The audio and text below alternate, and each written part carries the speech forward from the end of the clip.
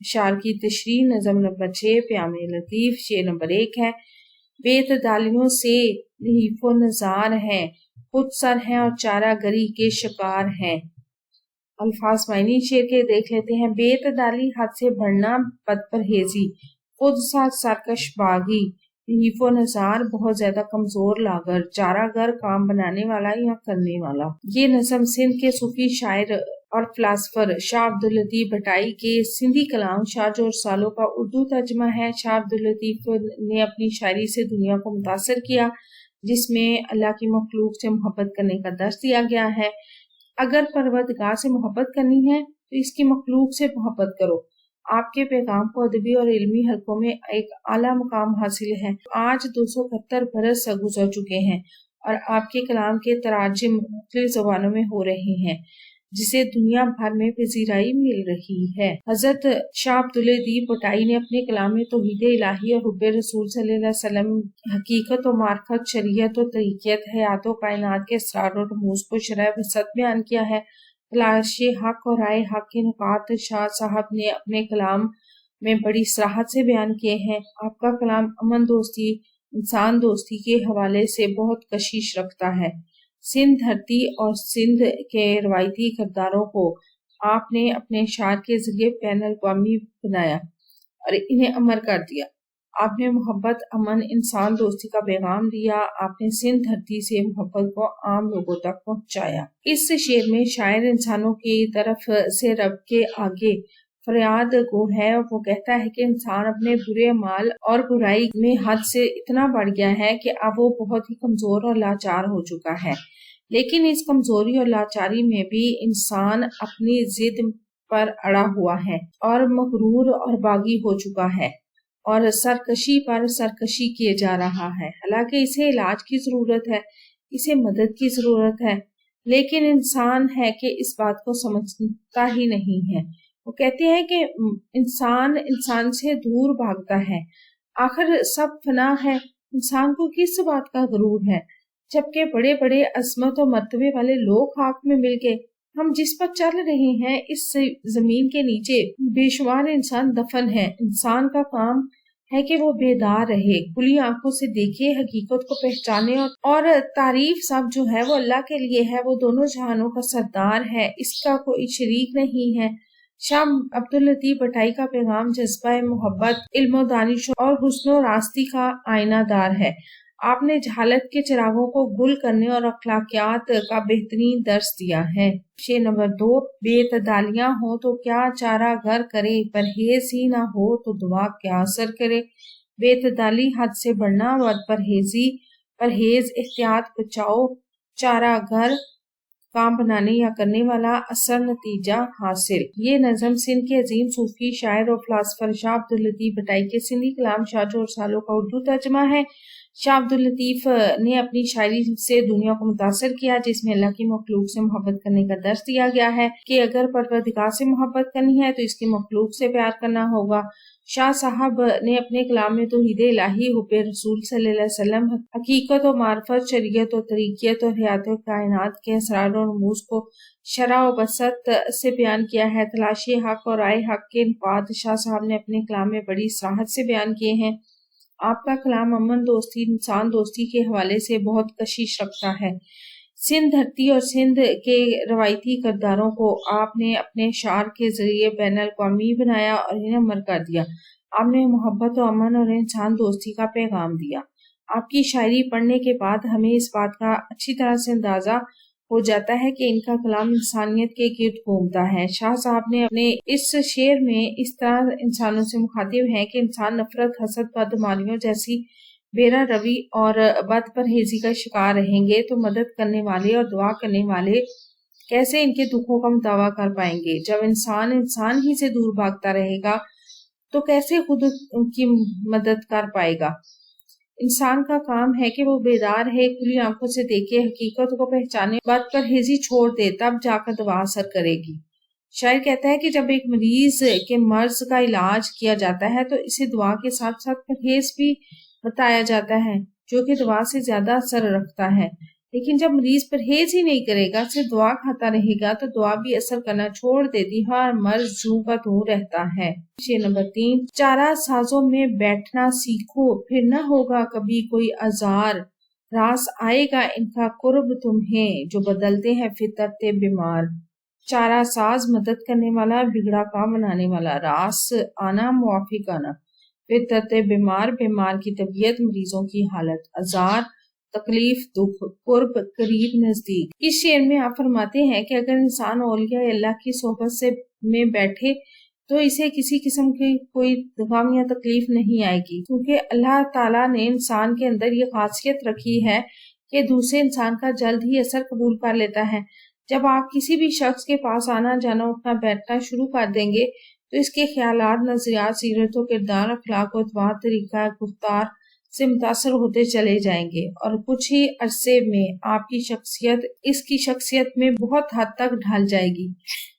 اس سے معلوم ہوا کہ سامنے والے کی باتوں اور اس کے طور طریقوں کا آپ پر اچھا یا برا اثر ضرور پڑے گا۔ قرآن کریم اور حدیث نبویہ میں انسان کی اس نفسیاتی کیفیت کو مد نظر رکھ کر جا بجا نیک لوگوں کی صحبت اور ان کی ہم نشینی پر زور دیا گیا ہے کہ اللہ تعالیٰ کے نیک بندوں سے میل جول اور ان سے تعلق اختیار کرنا انسان کی زندگی میں مثبت تبدیلی میں بڑا گہرا اثر رکھتا ہے۔ تقوی اور اہل اللہ کی صحبت ارشاد باری تعالیٰ ہے، اے ایمان والو اللہ کا تقوی اختیار کرو، جو لوگ دین میں سچے اور پکے ہیں ان کے ساتھ رہو۔ شاعر کہتا ہے کہ ایسے لوگوں کی صحبت گناہگاروں اور سیاہکاروں کے لیے بہت فائدہ مند ہوتی ہے۔ اولیاء اللہ کی صحبت میں انسان کے لیے گناہوں کو چھوڑنا بہت آسان ہو جاتا ہے اور دل میں اطمینان کی کیفیت پیدا ہو جاتی ہے، زندگی میں برکات و عافیت حاصل ہوتی ہے، ناموافق حالات اور پریشانیوں کا مقابلہ کرنے کی ہمت پیدا ہو جاتی ہے۔ بقول شاہ عبداللطیف بٹائی، وہ آئے درد و رنج و علم خواب ہو گئے، ناقابل شفا تھے شفا یاب ہو گئے۔ شعر نمبر 4، اور کوئی ہو چارہ ساز اگر چارہ درد بے اثر ہو جائے، اس کو حاجت نہیں مسیحا کی جس پہ محبوب کی نظر ہو جائے۔ چارہ درد دکھ کا مداوا، حاجت ضرورت، مسیحا بیمار کو اچھا کرنے والا، محبوب جس سے محبت ہو، نظر ہونا، توجہ ہونا، خیال یا دھیان ہونا، چارہ ساز مدد کرنے والا۔ اس شعر میں شاعر کہتے ہیں کہ عشق ایسی چیز ہے، اگر عاشق کے درد کا مداوا خود مشوق نہ کرے تب تک عاشق کے درد غم میں مزید اضافہ ہوتا رہتا ہے۔ عاشق کے اس درد و کرب میں تب تک کوئی کمی نہیں ہوتی جب تک کہ محبوب خود اس کے درد کا مداوا نہ کر دے۔ شاعر کہتا ہے کہ دنیا کے تمام طبیب اس درد و تکلیف کو کم کرنے میں ناکام ہوتے ہیں جو عشق حقیقی میں مبتلا عاشق بھگت رہا ہوتا ہے، یہاں تک کہ خود محبوب اپنی نظر کرم نہ کرتے، اور جب محبوب کی نظر ہو جائے تو عاشق کو کسی مسیحا اور طبیب کی ضرورت نہیں رہتی۔ دنیاوی طبیب اس کی تکلیف کو دور کرنے میں کسی کام کا نہیں ہے، بلکہ وہ صرف وہی اللہ ہے جو اس حالت میں اسے دیکھتا اور اس کی دیکھ بھال کرتا ہے۔ بقول شاہ عبداللطیف بٹائی، میرا ہادی میرا حبیب ہوا، مل گیا ایک مہرباں مجھ کو، لے گیا اپنے ساتھ درد میرا، دے کے آرام جسم و جاں مجھ کو۔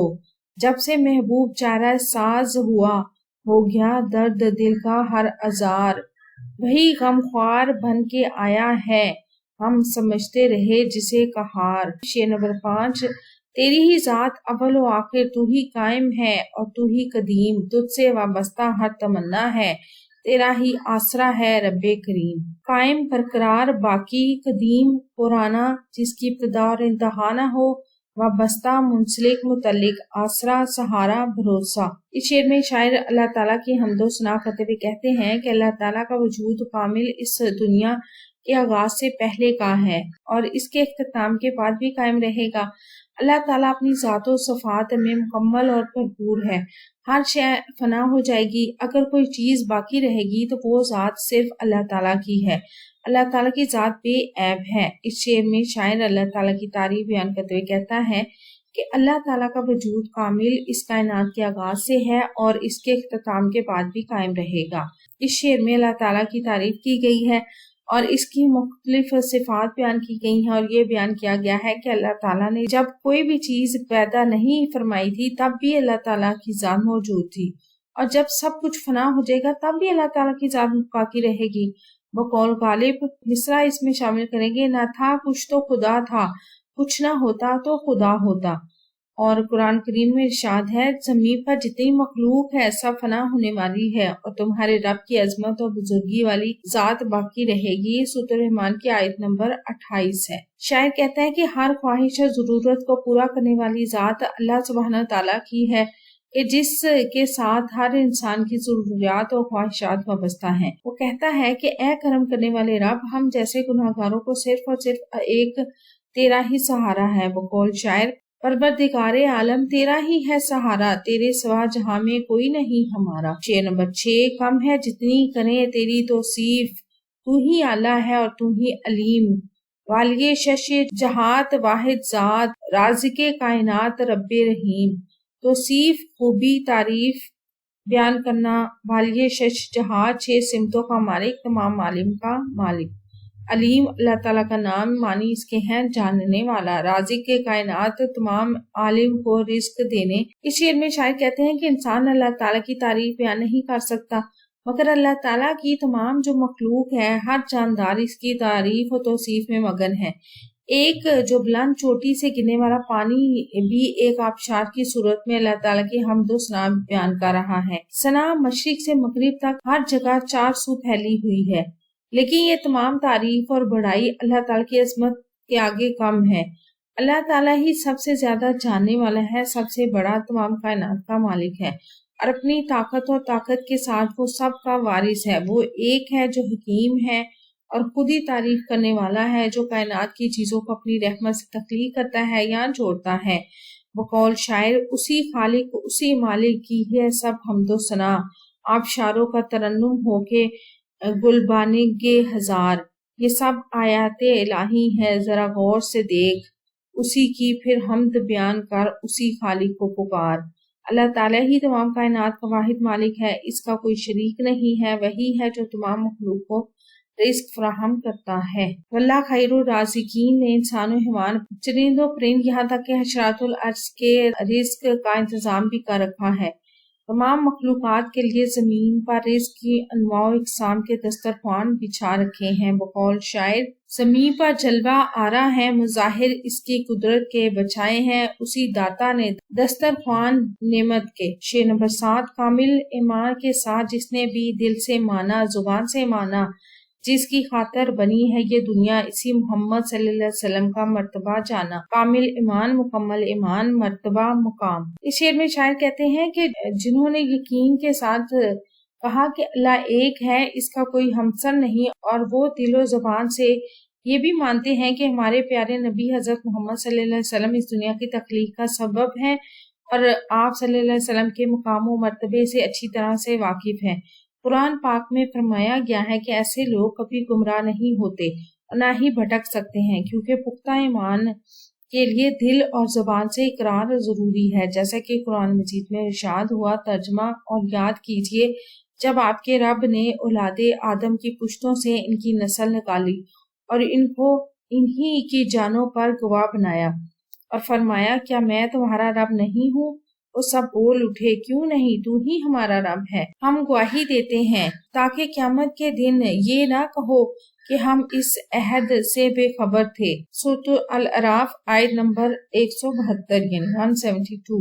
وقول مولانا ظفر علی خان، چھوٹا جو سینہ ہے شب تارے الست سے، اس نور اولین کا اجالا تم ہی تو ہو، سب کچھ تمہارے واسطے پیدا کیا گیا، سب غائتوں کی غائت اولا تم ہی تو ہو۔ آپ صلی اللہ علیہ وسلم ہی وجہ تخلیق کائنات ہے، اس کائنات کی روشنی ہے۔ حدیث قدسی ہے، ترجمہ، اے نبی صلی اللہ علیہ وسلم، آپ کو پیدا نہ کرتا تو یہ کائنات نہ پیدا کرتا۔ اس شعر میں شاعر نے نبی کریم صلی اللہ علیہ وسلم کے مقام و مرتبے کو جاننے اور ماننے کی بات کی ہے۔ اللہ تعالیٰ نے اس کائنات کی ہر شے نبی پاک صلی اللہ علیہ وسلم کے لیے بنائی، اگر وہ نہ ہوتے تو یہ جہاں بھی نہ ہوتا، دنیا بھی نہ ہوتی۔ دنیا کے ہر نیک شخص سے زیادہ بہترین اور نیک حضرت محمد صلی اللہ علیہ وسلم ہے، ان کا رتبہ باقی سب انسانوں سے بہت زیادہ ہے۔ حضور صلی اللہ علیہ وسلم وجہ تخلیق کائنات ہے، بقول شاہ عبداللطیف بٹائی، جنہوں نے دل سے اس یکتا کو مانا، محمد کو بصد اخلاص جانا، نہ ان کو کوئی گمراہی کا خطرہ، نہ ان سے دور ہے ان کا ٹھکانا۔ شعر نمبر 8، فوقیت اس کو دوسروں پہ ملی، اپنی ہستی کو اس نے پہچانا، جس نے اس قادر حقیقی کو واحد لا شریک گردانا۔ الفاظ معنی دیکھتے ہیں۔ فوقیت، ترجیح، برتری، قادر حقیقی، اصل طاقت و قدرت رکھنے والا مراد اللہ تعالی، ہستی، وجود، گردانا مانا۔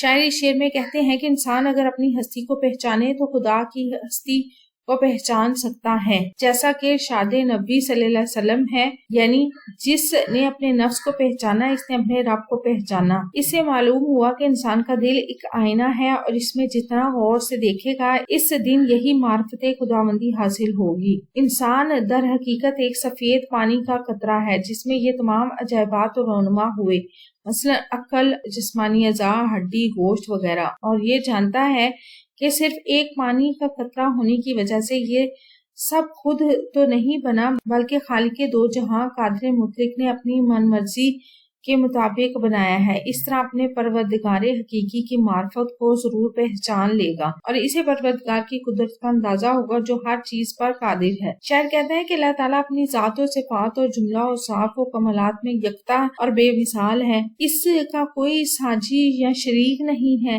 اس کا ہم پلہ یا ہم مرتبہ بھی کوئی نہیں ہے۔ اللہ تعالیٰ کی ذات جو ہے وہ یکتا اور قادر ہے، اس کے ساتھ کوئی شریک نہیں، کوئی شے اس کی مثل نہیں، اور کوئی چیز اللہ تعالیٰ کو کمزور اور عاجز نہیں کر سکتی۔ اس کے سوا کوئی عبادت کے لائق نہیں۔ وہ قدیم ہے جس کے وجود کے لیے کوئی ابتدا نہیں، وہ زندہ اور جاوید ہے جس کے وجود کے لیے کوئی انتہا نہیں۔